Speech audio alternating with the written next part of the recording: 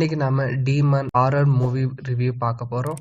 Horror movie எடுத்தாலே horror மூவிக்கான எல்லா குணங்களும் இதுல இருக்கு. பட் என்னன்னா இந்த மூவில கொஞ்சம் ரிப்பீட்டட் சீன் வரதுனால நமக்கு கொஞ்சம் போரிங் ஜாஸ்தியாகும்.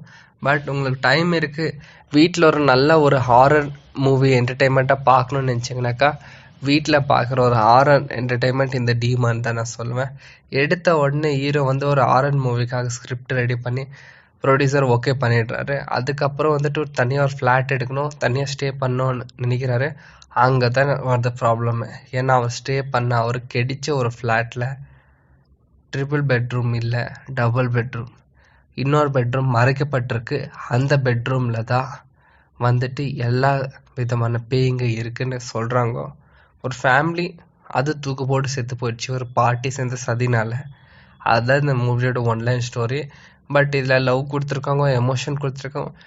1.5 மணி நேரம் மேலே படம் கனவுல போயிட்டதுனால நம்மளுக்கு ரியாலிட்டி கனவு இது பண்ண முடியல. பட் அங்கங்கே ரொம்ப சீரியஸ் எடுத்திருக்காங்க.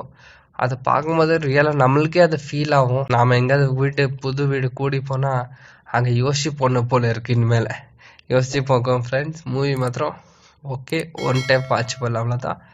நம்ம ரிவ்யூ எப்படி இருந்துச்சுன்னு கமெண்ட் பண்ணிக்கோ, சப்ஸ்கிரைப் பண்ணிக்கோ. நன்றி.